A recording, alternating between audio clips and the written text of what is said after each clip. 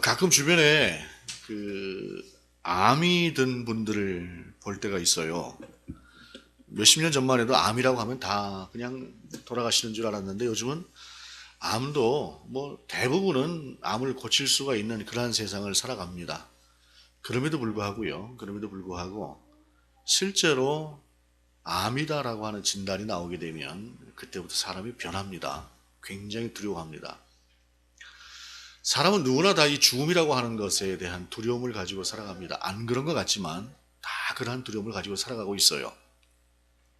이것은 예수를 잘 믿는다고 하는 사람들도 똑같습니다. 다르지 않습니다. 다만 소망이 있기에 그것이 우리 가운데 좀 대체될 뿐이지 죽음이라고 하는 두려움을 갖는 것은 누구나 똑같은 본능입니다. 오래전에 우리 교단의 그 큰 어른에 속하는 어떤 한 목사님이 은퇴를 하시고 이제 그 고향 쪽에 계실 때에 그 아드님도 상당히 유명한 목사님이신데 그분이 이제 연세가 많이 드셨을 때에 암에 걸렸어요. 죽을 병이 들었습니다. 어느 날 이제 돌아가실 때가 이제 얼마 안 남았다 싶었을 때에 그 아드님 목사님이 이제 찾아가서 아버지 목사님을 붙들고 아버지 이제 천국 가시니 참 좋으시겠습니다. 이 비아냥거리는 말이 아니에요. 정말로 천국을 사모하는 사람으로서 아버지를 향해서 그렇게 말씀을 드린 거예요. 그랬더니 이 아버지가 뭐라고 하신 줄 아십니까? 아들아, 그래도 나는 조금 더 살고 싶다. 조금 더 살고 싶다. 그렇게 이야기를 했어요. 여러분, 우리가 하나님의 나라에 가게 되면, 부활을 하게 되면 얼마나 영광스러운 삶 가운데 살게 될지 모릅니다. 우리가 어떤 상상을 하든 그 상상 이상일 것입니다. 그럼에도 불구하고 그 과정에 죽음이라고 하는 것이 놓여져 있어요. 그 죽음이라고 하는 것을 거쳐서 가야 되기 때문에 그 죽음은 두려운 것입니다. 누구든지 저도 여러분도 똑같습니다. 건강검진 받기 전까지는 아무렇지도 않다가 건강검진 받고 나면 신경 쓰이지요.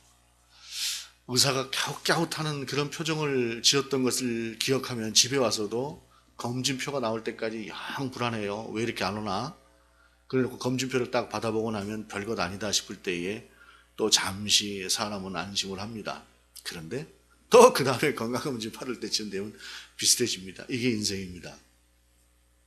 부활이 없다면, 우리가 부활을 모른다고 한다면, 그리고 그 부활을 믿고 있지 않다고 한다면 우리가 이 세상을 살아갈 때에 죽음이라고 하는 것만 두려운 것이 아니라 그 죽음 이후의 것까지도 두려운 어떤 그 두려움을 이중을 안고 살아간다고 할 때에 얼마나 힘들까요?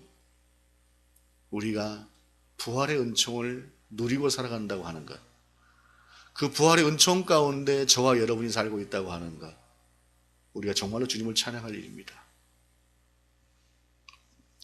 오늘 본문을 보면 1절에 안식 후 첫날 일찍이 아직 어두울 때에 막달라 마리아가 무덤에 와서 돌이 무덤에서 옮겨진 것을 보고 라는 말씀으로 시작을 합니다. 우리 예수님께서 십자가에 달려 죽으신 것은 다 아시죠? 십자가에 달려 죽으신 것은 다 아시는데 요일로 계산을 해보게 되면 우리의 요일로 금요일 날 우리 예수님께서 새벽도 되기 전에 잡히셨고 오전 9시쯤에 십자가에 달려 죽으셨어요. 십자가에 달리셨어요. 그리고 3시쯤 돌아가셨습니다. 그런데 이 유대인들의 법이라고 하는 것이 안식일이 되고 나면 안식일에는 아무것도 해서는 안 돼요.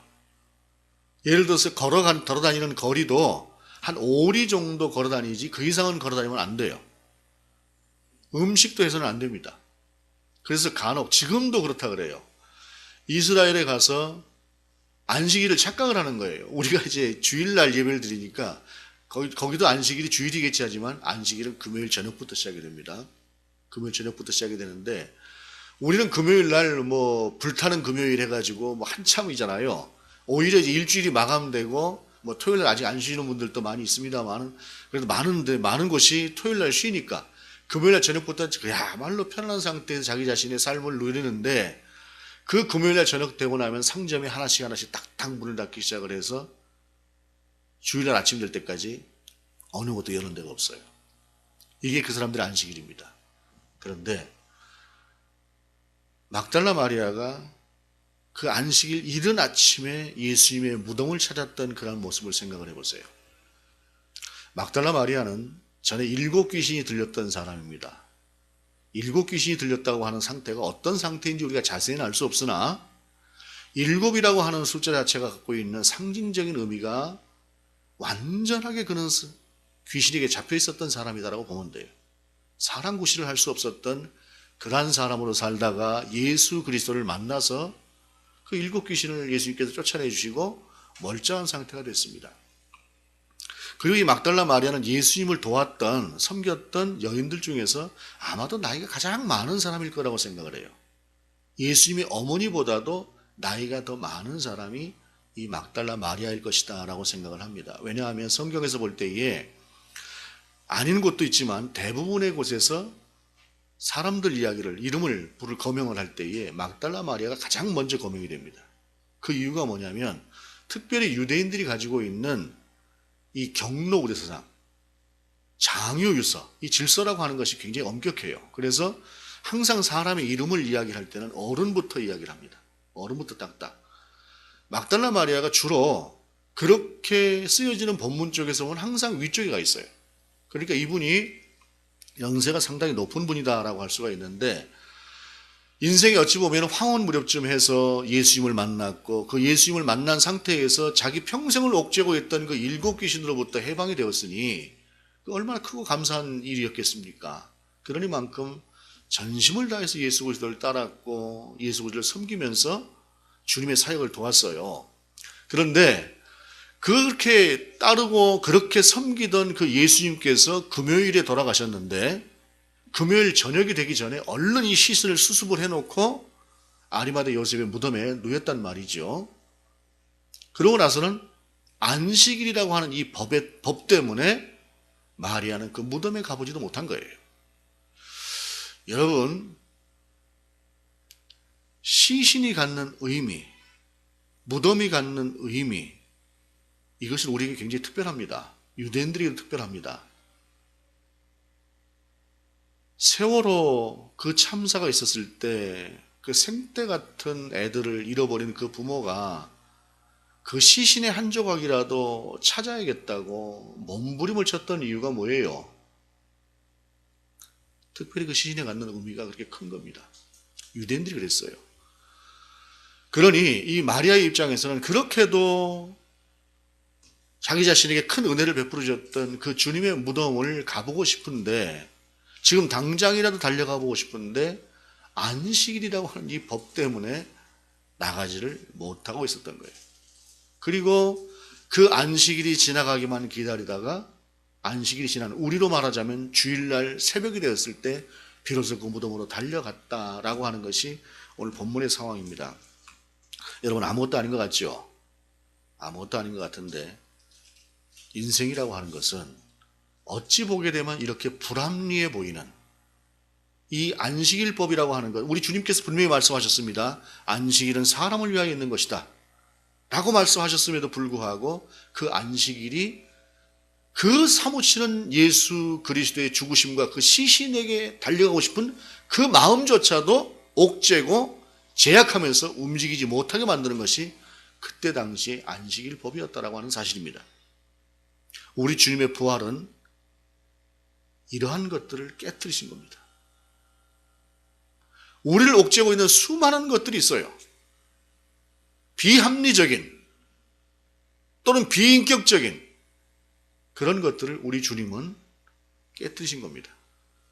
주일날 우리는 예배를 드리는 경건한 그러한 모습을 가장 우선으로 삼습니다만 그러나 주일날 중요한 일이 있을 때에 우리는 예배를 빠진다고 해서 그 사람이 구원의 대상자가 아니다라는 이야기를 하지 않습니다.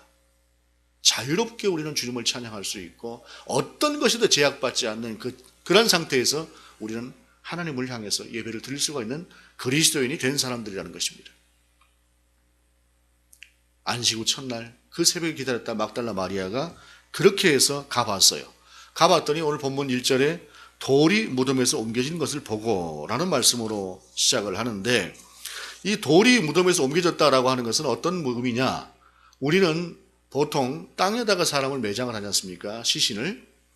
유대인들도 평장을 하기는 해요. 평장을 안 하는 것은 아니지만 대체로 좀 여유 있고 하는 사람들 같은 경우에는 돌을 파서 거기 굴을 냅니다. 굴을 내고 그 굴에다가 시신을 안치를 해요. 그런데 그 돌이라고 하는 것이 우리가 생각하는 것처럼 이렇게 단단한 그러한 돌이 아니라 좀 버석버석한 돌들이 있습니다. 버석버석한 돌이라 사실 그것을 맘먹고 캐드기 시작하면은 쉽게 파들어갈 수 있는 그러한 돌들인데, 그 돌을 파서 그 돌 안에다가 시신을 세마포로 싸서 딱 안치를 하는 거예요. 그렇게 안치를 하고 나면 우리처럼 뭐 이렇게 하는 것이 아니라 그렇게 이제 그 안에다가 시신을 안치를 해 놓게 되면 그걸로 이 장례 절차가 마쳐지는 것인데, 예수님의 시신을 그렇게 아리마대 요셉이 한 번도 쓰지 않았던 그 요셉의 무덤에다 예수님을 모셔다 놓고 그 다음에 어떻게 하느냐. 그 바위, 그 돌, 그 입구를 돌로 막아요. 둥그렇게 해서 굴릴 수 있도록 해서 돌로 딱 막아놓고, 그러고 나서 나중에 그 시신을 혹시 볼 일이나 있다거나 할 때는 또 장례를 치른다거나 할 때는 그 돌을 옆으로 밀어놓고 그 안에 들어가서 시신을 수습하기도 하고, 또 다시 또 거기다가 우리 그 납골당 묘처럼 또 시신을 모시기도 하고 이런 것인데, 와서 보니까 돌이 치워져 있는 것이죠. 2절에 보겠습니다. 시몬 베드로와 예수께서 사랑하시던 그 다른 제자에게 달려가서 말하되 사람들이 주님을 무덤에서 가져다가 어디에 두었는지 우리가 알지 못하겠다 하니. 무덤문이 열린 거 보니까 틀림없이 예수님 시신을 누가 가져간 거예요. 마리아 입장에서는. 부활했다라고 하는 건 생각도 못하는 거죠. 생각도 못하는 거예요. 시신이 없어졌구나 하고 생각을 하고, 제일 중요한 사람이 누구에게 갑니까? 예수님의 수제자인 시몬 베드로에게 달려가는 것입니다. 달려가서 그들에게 고하는 것이죠. 여러분, 우리는 이미 오늘 본문을 보면서 예수님께서 부활하셨다라고 하는 사실을 알고 있습니다. 그러나 이때 당시는 아무도 몰랐습니다.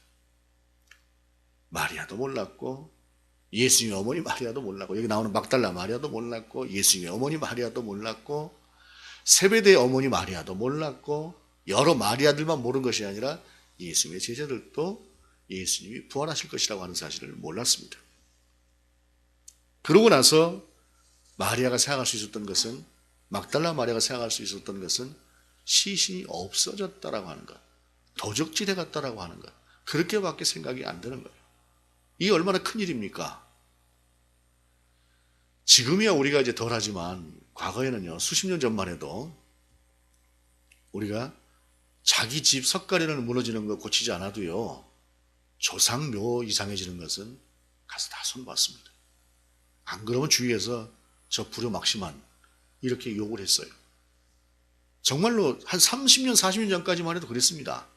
그러니까 이때 당시에 마리아의 입장에서는 예수님의 무덤이 훼손되고, 훼손될 뿐만 아니라 예수님의 시신 자체가 없어졌다고 생각하니 얼마나 큰일이에요. 그냥 예수님께서 시신도 이제는 우리 가운데 볼 수 없는 상태가 되어버렸다라고 생각을 하고 시몬 베드로에게 달려간 것이죠. 그리고 그렇게 무덤으로 이제 달려가 봤습니다. 달려가서 보니까 맨 처음에 누가 먼저 갔어요? 예수님의 사랑하시던 제자가 둘이 똑같이 달려갔지만 사랑하시던 제자가 더 젊었던 것 같습니다. 이 더 젊은 사람이 들어가서 예수님의 무덤을 이렇게 들여다봤어요. 예수님의 무덤을 들여다봤더니 과연 시신이 없는 것이죠. 그 상태는 들어가 보지 못하고 가만히 있었습니다. 본문을 보니까 베드로가 들어갔어요. 무덤 안으로. 무덤 안으로 들어가 봤더니 정말로 시신이 없는 것이죠. 여기서 예수님께서 사랑하시던 제자라고 하는 것은 요한복음을 기록한 요한이라고 생각을 합니다. 그런데 그 요한이 자기는 들여다보지 않고 베드로는 직접 그 안에 들어가 봤던 사실을 아무것도 아닌 것 같지만, 미묘한 것 같지만 왜 기록을 했을까요? 여기서는 베드로가 예수님의 수제자이기 때문에 리더로서의 어떤 그 체면이라고 하는 것, 그의 권위라고 하는 것, 이것을 그는 세워주기 위해서 작은 부분이지만 그렇게 베드로를 세워주고 있는 것이에요. 어쨌든 베드로가 들어가 봤습니다. 그런데 도끼는 객긴. 밖에 있는 사람이나 들어가 본 사람이나 똑같이 예수님의 부활에 대해서는 모르는 거예요. 그리고 오늘 본문에 보게 되면 시몬 베드로는 따라와서 무덤에 들어가 보니 세마포가 놓였고 또 머리를 쌌던 수건은 세마포와 함께 놓이지 않고 딴 곳에 쌌던 대로 놓여 있더라. 그때야 무덤에 먼저 갔던 그 다른 제자도 들어가 보고 믿더라 라고 말씀하고 있습니다. 여러분, 이 믿더라가 뭡니까? 시신이 없어진 것을 믿더라 라는 것입니다. 9절의 말씀이죠. 그들은 성경에 그가 죽은 자 가운데서 다시 살아나야 하리라 하신 말씀을 아직 알지 못하더라. 여러분, 이것이 인생이고 이것이 한계입니다. 어쩌면 우리도 여기서 크게 벗어나 있지 않는 그러한 사람들입니다. 부족하고 연약하지만 정말로 믿음이 여린 사람들이지만 그럼에도 불구하고 우리는 우리 구주 예수 그리스도를 구주로 고백하고 그분의 부활을 믿는다고 고백하는 그 믿음 위에 서 있는 사람들이지, 어쩌면 이들이 시신이 없어졌다고 믿는 그 믿음과 우리가 우리 구주 예수를 믿는 믿음하고 그 차이가 그렇게 크지 않을 수 있다라고 하는 사실이에요. 그러고 나서 돌아갔습니다. 두 제자는 돌아갔습니다. 그리고 막달라 마리아만 남았습니다. 그가 예수님께 받았던 사랑, 그리고 예수님께서 그를 고쳐주셨던 그 고치심에 대한 은혜가 굉장히 컸던 것 같습니다. 다른 사람에 비해서. 막달라 마리아가 그 자리에서 울고 있었습니다. 여기서 우리가 한번 생각해 볼 것은 무엇이냐면, 우리는 분명히 믿음으로 구원을 얻는 사람들입니다. 행위로 구원받지 않습니다. 그렇다라고 행위가 아무것도 아니냐? 그것은 아니다라는 사실입니다. 우리가 주님 앞에서 어떤 모습으로 서 있느냐, 어떻게 주님을 바라보느냐라고 하는 것은 주님이 우리를 바라보시는 것과 통하는 데가 있다는 거예요. 베드로가 분명히 그 안에 들어가 봤습니다. 그때는 아무도 없었어요. 아무도 없었습니다. 그런데 막달라 마리아가 울고 있을 때에 전혀 다른 현상이 벌어집니다. 11절에 마리아는 무덤 밖에 서서 울고 있더니 울면서 구부려 무덤 안을 들여다보니, 12절에 흰옷 입은 두 천사가 예수의 시체에 뉘었던 곳에 하나는 머리편에 하나는 발편에 앉았더라. 수제자인 베드로도 보지 못한 것을 여전히 주님의 무덤을 떠나지 못하고 있었던 막달라 마리아는 봅니다. 천사를 발견한 것이죠. 그런데 천사를 발견했다고 해서 막달라 마리아가 주님의 부활이라거나 이런 걸 믿었느냐? 아닙니다. 천사가 천사인 것도 몰라요. 그냥 사람이 있구나 라고 생각을 하는 거지, 이 천사가 있는 것을 봤다라고 하는 것은 요한복음을 기록할 때나 그때나 정리된 이 표현인 것이지, 이때 당시 마리아는 모르고 있는 거예요. 전혀 모르고 있는 상태. 13절의 말씀을 보게 되면 천사들이 이르되 여자여 어찌하여 우느냐, 이르되 사람들이 내 주님을 옮겨다가 어디에 두었는지 내가 알지 못함이니이다. 우리 주님의 시신을 내가 찾아야겠는데 우리 주님의 시신이 어디로 갔는지, 누가 가져갔는지 알지 못하기 때문에 내가 울고 있다, 이렇게 이야기하는 거예요. 천사가 물어도 그렇게 대답을 하는 것입니다. 일반적으로 성경에 보게 되면요, 천사가 나타났을 때 사람의 반응은 바로 천사 앞에 굴복을 합니다. 경배하는 태도를 취합니다. 왜냐하면 천사 자체가 우리와는 전혀 다른 어떤 그 신적인, 영적인 어떤 존재의 모습을 가지고 있기 때문에 그렇습니다. 그런데 막달라 마리아에게 나타났던, 적어도 그 앞에 보였던 천사들은 그런 모습은 아니었던 것 같고, 그러니만큼 막달라 마리아는 전혀 그들이 천사라고 생각을 하지 않고 있었던 것이에요. 그렇게 그냥 이 말을 하고, 14절에 이 말을 하고 뒤로 돌이켜 예수께서 서 계신 것을 보았으나 예수이신 줄은 알지 못하더라. 예수님이 딱 돌아보니까 옆에 서 계셨는데 그것도 몰랐던 거예요. 저는 이제 이 부분을 보면서 과거에 엉뚱한 상상을 했던 적이 있습니다. 말하자면 홀로그램 같은 거 있죠.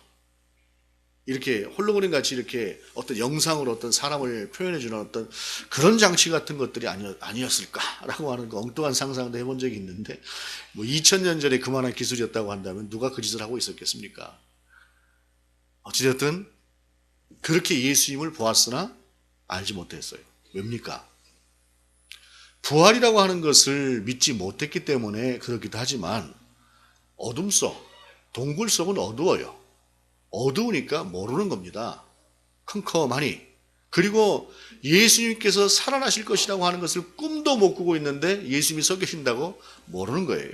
그런데 15절의 말씀에 예수께서 이르시되 여자여 어찌하여 울며 누구를 찾느냐 하시니 마리아는 그가 동산직인 줄 알고 이르되 주여 당신이 옮겼거든 어디 두었는지 내게 이르소서 그리하면 내가 가져가리이다. 어찌하여 울고 서 있느냐? 어찌하여 울고 서 있느냐? 라고 해도 모르는 거예요. 그런데 놀라운 것이 그 음성을 듣고도 모르는데 16절에서 달라지죠. 예수께서 마리아야 하시거늘 마리아야 하고 그의 이름을 불렀을 때에 마리아가 비로소 예수님을 아는 것입니다. 여러분, 이 본문 속에서 우리가 볼 수 있는 것이 한 가지 있습니다. 그것은 뭐냐면 주님이 우리를 불러주셔야 우리가 주님을 만날 수 있다는 것입니다. 주님께서 우리를 불러주실 때 그때에 우리는 주님을 만날 수 있다라고 하는 사실입니다. 물론 부르심에도 응답하지 않으면 못 만나는 것이에요. 그런데 마리아가 아무리 옆에 예수님을 놓고 보고 있어도 예수님께서 허락하시기 전까지는 그는 몰랐어요. 그러나 예수님께서 마리아야라고 그의 이름을 불러주는 그 순간에 그는 예수님이 살아나셨다고 하는 사실을 비로소 그제서야 깨닫게 되었다라고 하는 사실입니다. 주님께서 우리를 부르시지 않았다고 한다면, 주님께서 우리 그리스도를 세우시지 않았다고 한다면, 주님께서 우리의 신앙 고백을 받으시지 않았다고 한다면 저와 여러분도 그리스도인이 될 수 없었을 것입니다. 주님께서 우리를 부르셨고 그 부르심에 우리는 어떠한 형태로든 응답했고 그 응답으로 말미암아 우리는 그리스도인이 되었다라고 하는 사실입니다. 그런데 그 다음 본문을 보게 되면 또 다른 한 가지의 좀 난해한 모습을 우리가 보게 됩니다. 17절에 예수께서 이르시되 나를 붙들지 말라 내가 아직 아버지께로 올라가지 아니하였노라 너는 내 형제들에게 가서 이르되 내가 내 아버지 곧 너희 아버지 내 하나님 곧 너희 하나님께로 올라간다 하라 하시니 예수님께서 살아나셨어요. 살아나신 예수님을 보고 나니까 그 예수님을 붙들려고 하는 얼른 그냥 손이라도 한번 잡아보려고 하는 그런 마음이 이 막달라 마리아에 컸겠죠. 그런데 예수님께서는 단호하게 나를 만지지 말라라고 말씀하십니다. 무엇 때문일까요? 세계가 달라진 것입니다. 세계가 달라진 것이에요. 십자가 이전까지 주 예수 그리스도는 우리와 같은 사람의 모습으로 함께 사셨습니다. 그러나 부활하신 예수 그리스도는 전혀 다른 하나님의 아들로서 온전한 그 영광이 회복되어진 상태였기 때문에 하나님과 사람 사이에 그 간격이라고 하는 것이 생겨나면서 만질 수 없는 그런 상태가 되었다라고 하는 사실입니다. 물론 그것만으로 본문이 충분히 해결되지 않습니다. 그러나 적어도 본문 속에서 우리가 발견할 수 있는 것은 예수 그리스도가 이미 성자 하나님으로서 하나님의 아들로서의 권위와 위엄을 권세를 회복하신 상황 속에서 인생은 질적으로 전혀 달라진 그분 앞에 함부로 나아갈 수가 없는 그러한 상태가 되었음은 분명하다라고 하는 사실입니다. 물론 그 이후로 우리 주님께서는 도마에게 나타나셔서 옆구리를 보고 한번 만져봐라. 손 한번 집어넣어 봐라. 그렇게 말씀도 하십니다. 그러나 이 순간은 적어도 주님께서 그것을 분명하게 이야기를 하시는 것이죠. 그러면서 주님께서 말씀하시는 것이 가서 내 형제들에게 형제라고 말씀하세요. 제자들을 내 형제들에게 내가 내 아버지 곧 너희 아버지 내 하나님 곧 너희 하나님께로 올라간다 하라 라고 말씀하세요. 여러분 부활이라고 하는 것이 무엇입니까? 그냥 살아나는 것이 부활인가요? 살아났다 다시 죽는 것은 부활이 아닙니다. 이 세상에는 상당히 많은 사람들이 죽었다가 다시 살아난 사람들이 있습니다. 그런데 그들은 다시 죽었습니다. 이것을 부활이라고 하지 않습니다. 오늘 본문에 보이는 말씀처럼 내가 내 아버지께로 올라간다 하는 그 상태를 부활이라고 이야기하는 것입니다. 여러분, 우리가 한 100년 또는 한 90년쯤 살 거를 한 1000년쯤 더 살게 바뀐다고 해서 그것을 부활이라고 하지 않습니다. 부활이라고 하는 것은 전혀 다른 존재가 되는 것을 이야기하는 것입니다. 전혀 다른 존재. 예수님께서는 그 전혀 다른 존재로 시간과 공간을 초월하시는 것이죠. 우리는 시간 속에 갇혀 있고 그 시간에 갇혀 있기 때문에 늙고 병듭니다. 그러나 부활이라고 하는 것은 늙고 병드는 것이 없이 가장 온전한 상태에서의 영혼을 누리는 것이죠. 그리고 우리는 공간이라고 하는 속에 갇혀 있고 그 공간이라고 하는 것에 대한 제약 때문에 이동 자체도 자유롭지 못한, 그러나 부활이라고 하는 것은 하나님의 온전하신 나라와 지금 우리가 살고 있는 이 땅과 그 간격이라고 하는 것이 얼마나 큰 간격입니까? 거기를 그냥 그대로 울려 가시는 것이죠. 가끔 보게 되면 이제 그런 이야기들을 할 때 참 저는 이해가 잘 안 가요. 저는 이제 문과 출신이라 그런가 몰라도 무슨 뭐 5억 광년 전 뭐 이렇게 이야기를 하고 몇억 광년 전 이렇게 이야기를 하고 그 1광년이라고 하는 것이 뭐 빛이 갈 수 있는 1년 동안 갈 수 있는 거리를 1광년이라고 하지 않습니까? 빛이 한번 번쩍하게 되면 뭐 지구를 7바퀴 반을 돈다고요? 그렇게 빠른 속도로 1초에 7바퀴 반을 돈다고 하는 그 빠른 속도로 1년 가는 것도 아니고 1000년 가는 것도 아니고 만년 가는 것도 아니고 억년을 가는 그런 거리들을 이렇게 이야기할 때에 그것이 무슨 얘기인가 전혀 감이 안 와요. 그런데 그보다 더 먼 거리를 순간적으로 오고 가는 것이 바로 온전하신 부활의 그 모습이고 또한 우리가 장차 우리에게 주어질 부활이다라고 하는 사실입니다. 그 주님은, 우리 주님은 십자가에서 단순하게 살아나신 것이 아니라 부활의 그 온전한 모습으로 회복되셨고 바로 하나님께로 올려져 간다라고 하는 것을 우리 가운데 말씀하시면서 부활의 완전함을 우리 가운데 전하셨다라고 하는 사실입니다. 그리고 그것을 바울에 의하면은 고린도서 15장에 의하면은 게바에게 보이시고 후에 12제자에게와 그 후에 500의 형제에게 일시에 보이셨나니 그 중에 지금까지 대다수는 살아있고 어떤 사람은 잠들었으며 라고 말씀하시면서 모든 이들에게 충분하게 보이신 이후에 주님께서는 부활하셨다고 하는 사실입니다. 온전하게 하나님 나라로 오르셨다는 사실입니다. 그런데요, 여러분, 그러고 나서 오늘 본문에 보게 되면 마리아가 어떻게 합니까? 18절에 막달라 마리아가 가서 제자들에게 내가 주를 보았다 하고 또 주께서 자기에게 이렇게 말씀하셨다 이르니라. 막달라 마리아는 그렇게 주님을 보았습니다. 그런데 우리는 어떻게 주님을 보고 어떻게 주님을 믿고 있는가요? 세상은 12제자처럼 직접 부르심을 받아서 보는 사람도 있고 바울처럼 뒤늦게 부활하신 예수 그리스도가 직접 그에게 나타나셔서 사울아 사울아 어찌하여 내가 나를 핍박하느냐 라고 하는 상태로 보이는 경우도 있고 2000년의 세월이 지나갔지만 사실 2000년의 세월이라고 하는 하나님 앞에서는 아무런 의미가 없어요. 시간과 공간이라고 하는 자체가 하나님께는 아무런 의미가 없습니다. 우리에게만 의미가 있는 것이지. 그 공간을 넘어서서 성령께서 저와 여러분을 그리스도인 되게 하시고 부활의 증인이 되게 하시고 그 부활을 믿는 자로 세워지게 하셨다라고 하는 사실입니다. 어찌 보게 되면 신앙이야말로 가장 신비한 일입니다. 똑같이 이 세상을 살아가면서 누군가에게는 이 신앙이 절대적인 것이고 누군가에게는 별 의미가 없는 것이래. 감사한 것은 저와 여러분이 직접 주님을 보지 않았지만 나도 주님을 보았습니다라고 고백할 수 있는 그런 믿음 가운데 서 있다라고 하는 사실입니다.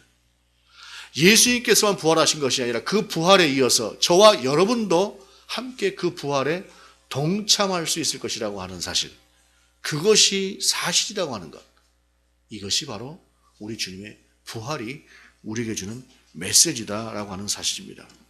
여러분, 우리 한번 고백해 보십시다. 함께 이렇게 고백하기를 원합니다. 나도 주님을 보았습니다. 물론 이것은 나도 주님을 보았다라고 그냥 입으로 말하는 것이 아니라 믿음으로 우리가 말할 수 있기를 원합니다.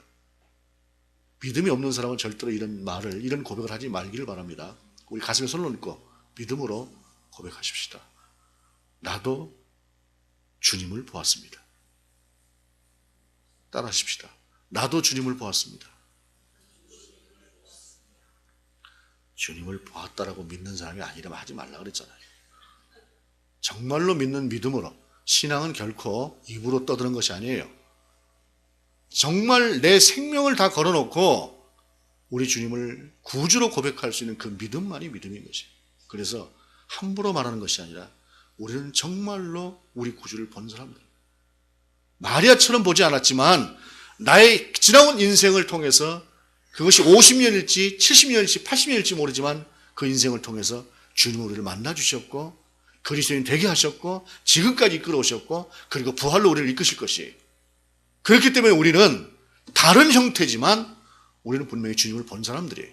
저와 여러분은 그래서 주님을 본 사람들입니다. 나도 주님을 보았습니다. 라고 하는 말씀의 제목은 그런 의미에서 저와 여러분의 신앙 고백이다라고 하는 사실입니다.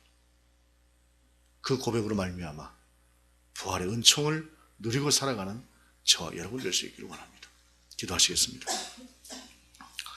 주님, 우리가 막달라 마리아처럼은 아니지만 12 제자처럼은 아니지만 바울처럼은 아니지만 500의 성도처럼은 아니지만 우리의 지나온 인생 가운데 개입하시고 함께 하시며 역사하시고 당신의 살아계심과 우리와 함께 하심을 보이신 그 분명한 우리의 증거된 삶을 통해서 우리가 고백하는 것은 나도 주님을 보았다라고 하는 고백입니다.